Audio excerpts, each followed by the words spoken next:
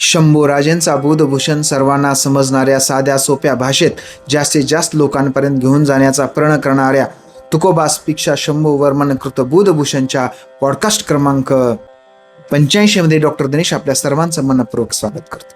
आपण सध्या बुधभूषणचा पहिल्या अध्यायातील अन्योक्ती कलश, त्यातील कस्तुरीस्य म्हणजेच कस्तुरीला उद्देशून जे महाराजांनी श्लोक लिहिलेले आहेत ते श्लोक पाहता.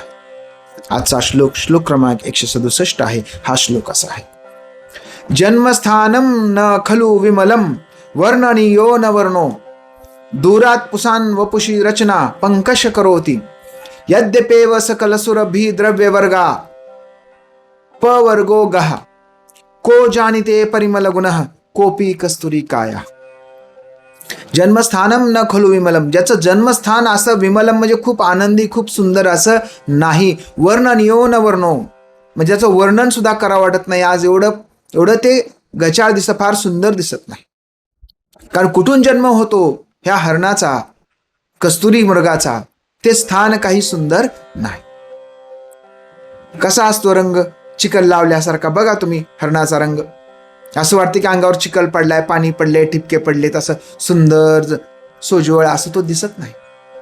दूरात पुसान वपुषी रचना पंकश करोति, आणि या हरणापासून पुरुष सुद्धा दूर राहायचा प्रयत्न करतो.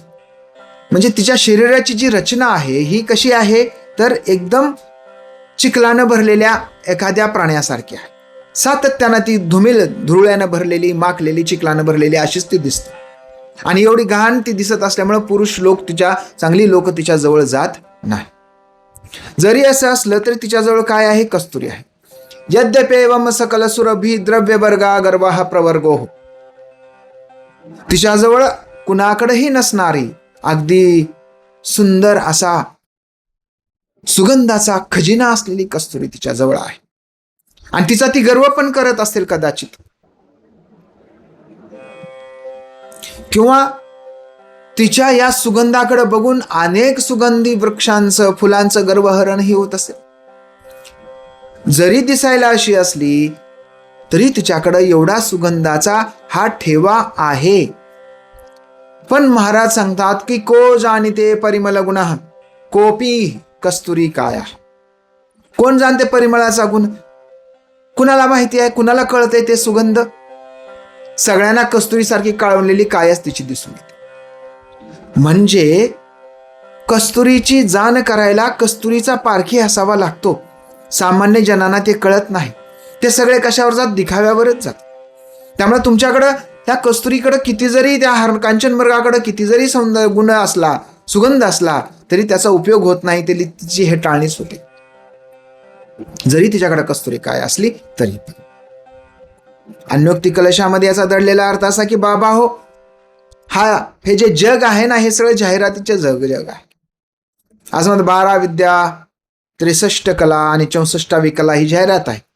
आता तर सगळ्यात महत्वाची कला जाहिरातच झाली. काही असो नसो जाहिरात करत राहा. ज्याची जाहिरात भारी त्याची वस्तू भारी. वस्तू घेऊन वापरून तिच्याबद्दल मत वेळेला कुणाला वेळ नाही.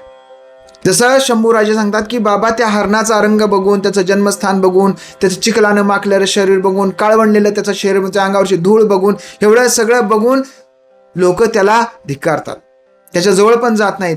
भलेही त्याच्याजवळ काय आहे? कस्तुरी आहे. कस्तुरीचा लोकांना तर विसरच पडतो. कोणाच्या लक्षात पण येत नाही की कस्तुरी आहे. अरे बापरे, एवढी मोठी कस्तुरी आहे. गुणीजनांचंही असंच असतं. गुणीजन दिसायला जरी फार आकर्षक नसले, पण त्यांच्यामध्ये जे गुण आहे, त्यांचं जे ज्ञान आहे, त्यांच्यामध्ये जी कला कौशल्य आहे, ह्या कला कौशल्याची जर पारख असेल तरच काय होतं? त्यांचा उपयोग होतो, त्यांना समाधान मिळतं. अन्यथा त्याचा काही उपयोग होत नाही. ह्या कांचन मृगासारखा, कस्तुरी मृगासारखी त्यांची अवस्था होती. याच्यातून आपण घ्यायचा धडा असा आहे की नेतृत्व करताना, समाज संघटित करताना, संघबांधणी करताना, राज्य चालवताना असे जे कांचन मृग जे आहेत, कस्तुरी मृग जे आहेत, असे हे जे कस्तुरी मृग आहेत, काही लोक कस्तुरी मृगाला असंही कांचन मृग म्हणतात. कांचन म्हणजे सोन्याचा मृग असं म्हणलं जातं. पण सोनेरूपी कस्तुरी त्याच्याकडे आहे म्हणून काही जण त्याला कांचन मृगही म्हणतात.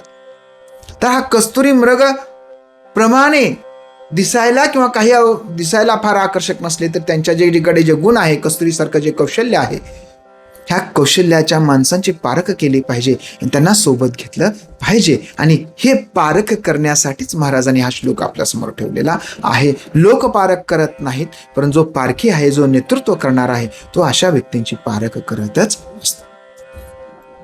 या ठिकाणी थांबूया, भेटूया पुढच्या श्लोकामध्ये. तोपर्यंत जय शहाजी, जय जिजाऊ, जय शिवराय, जय शंभूराजे.